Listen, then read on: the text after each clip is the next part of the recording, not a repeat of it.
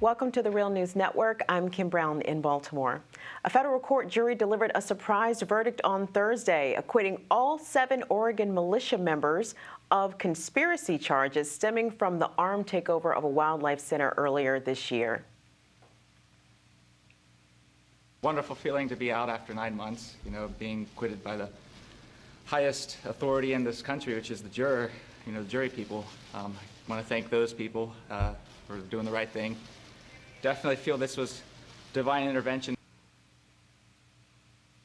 The verdict is a stinging defeat for prosecutors. Anti-government leader Bundy and his followers had cast the 41-day standoff earlier this year as a patriotic act of civil disobedience. They used the occupation as a pulpit to air their opposition to the U.S. government's control of millions of acres of public lands in the West. The Bundy brothers and their father, Cliven, remain in custody as they face other charges in a separate armed standoff in 2014 at their Nevada ranch. And joining us from Montgomery, Alabama, to take a look at what this verdict means for right-wing extremism in the U.S. is Heidi Beirich. Heidi is the director of Intelligence Project at the Southern Poverty Law Center. Heidi, thank you so much for joining us on The Real News. Thanks for having me. Heidi, how do you think it was possible that the accused were all acquitted? I mean, after all, some of the charges seem like they were clearly guilty of, such as possession of firearms at a federal facility.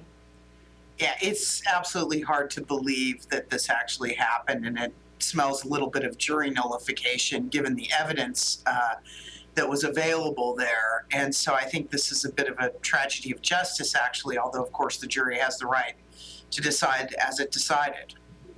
It's sort of interesting to note that these militia members were acquitted against the backdrop of what's happening in North Dakota with the Dakota Access protesters against the pipeline, who are receiving really heavy-handed law enforcement and private security response for being on unoccupied land that is actually being challenged as to whether or not it's private versus treated land that has been afforded to the tribe through a treaty in, I think it was 1851, something like that. So it's interesting to see these members in Oregon go free compared to the response that we've been seeing at the Dakota Access pipeline. Well, I mean, look, the Bundys and their allies in the militia movement have essentially gotten away with one thing after another after another. The Southern Poverty Law Center has been harshly critical of the fact that, in 2014, Bundy and his supporters used weapons to run off federal officials from the Bundy Ranch in Nevada.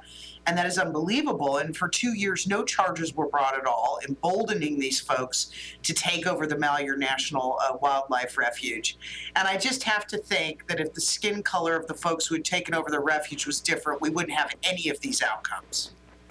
Heidi, the Southern Poverty Law Center has been tracking the activities of right-wing extremism groups and other hate groups for over 4 decades now. So what do you think that this verdict will mean for hate groups across the U.S.? Will it galvanize them, or will it encourage them to commit similar actions? I think it will galvanize them. I think it's caused folks to be emboldened. And if you were to look online at the comments of everything from white supremacists to anti-government extremists, they're celebrating this verdict. They argue that it shows the federal government, can be shown up, that the law of the land is not the law of the land. And this is, a pretty dangerous environment when we hear a lot of talk about revolutionary, war, and we hear about rigged elections. To have people like this emboldened in this way, and this movement's been growing for the last several years since Obama came into office, this will probably add to its ranks. So how do you think such verdicts could be avoided in the future? I mean, if the jury system, which is so important in the U.S. here, was responsible for this verdict, then how can we try to, ameliorate such further decisions in the future? Well, I mean, it's a little hard to understand what the government could have done more in terms of presenting evidence. I mean, after all, we all sort of watched this unfold on television, right, over the many months that they were holed up there.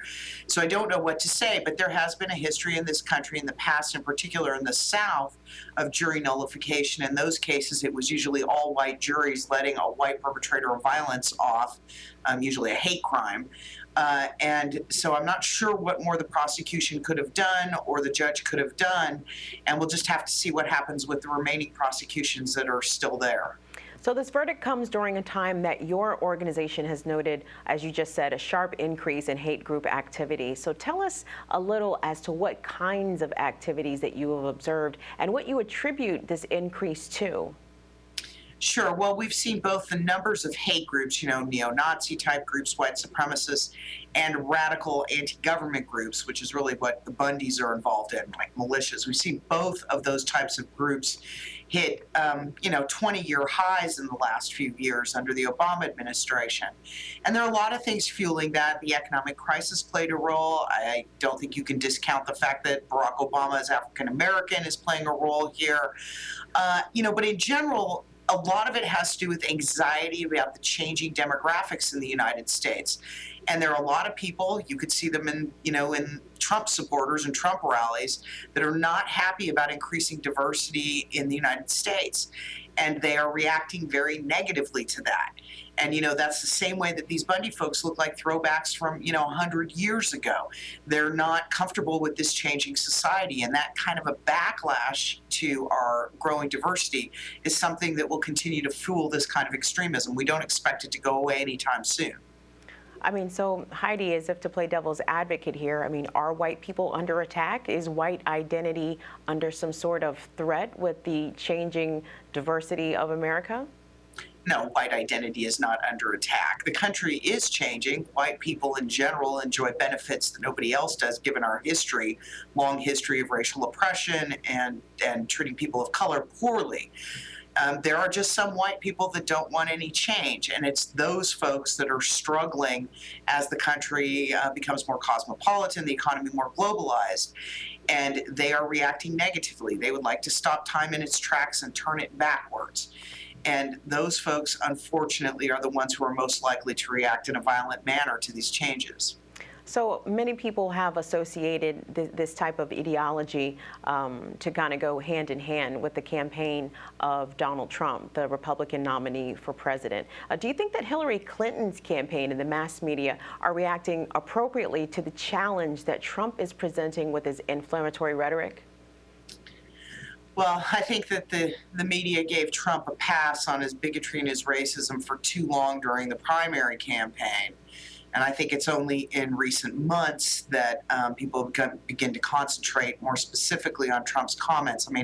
He's the most racist, xenophobic, nativist, anti-female candidate, at least in my lifetime. It's a sort of an astounding development. And hopefully now the reporting on these issues has, taken hold. But we'll have to see what happens on Election Day. We will have to see what happens. And part of the issue that we're trying to ascertain is that, the polls are obviously the polls. They are being presented in a way from different organizations, perhaps to try to make the race seem closer than what it is, or perhaps the race is indeed as close as it is. But do you think that, we're seeing, as you mentioned, the rise in hate groups, as you said, at a 20-year high for people, mostly white Americans, joining these types of groups. But when it comes to the potential presidency of a Donald Trump, what do you think will be the reaction of these individuals should he lose?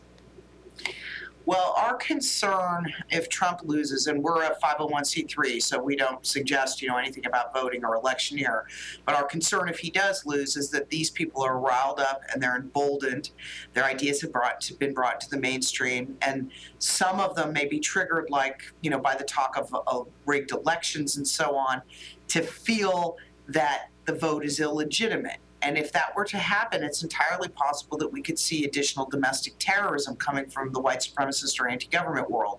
People need to remember there has been a plot coming from those ideologies, people with those ideas, about every month and a little bit more during the Obama administration. So it's not an outrageous thing to think that someone might think the election was rigged and the vote was false and that his candidate, Donald Trump, lost because of some kind of shenanigans, and that they think violence is the answer to that. We see talk like that already on white supremacist forums.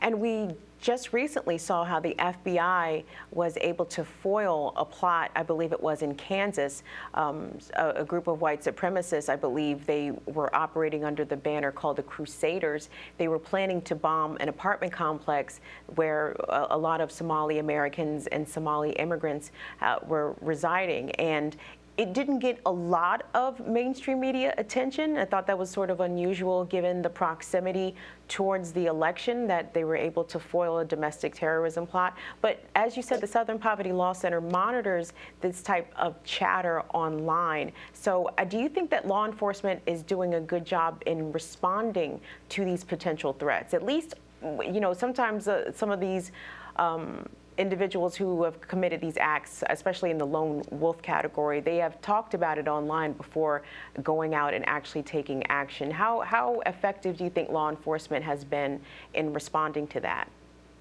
Well, I mean, in the last couple of years, federal law enforcement has done a much better job monitoring threats from the radical right. The Southern Poverty Law Center was very critical of the Obama administration, the Bush administration before it, for ignoring terrorism in the form of white supremacy or anti-government beliefs in favor of only focusing on Islamic extremism. That has changed lately, and the case that you mentioned in Kansas is indicative of that, because the FBI had dropped an informant in that Crusaders militia group, and that's how they busted up the plot.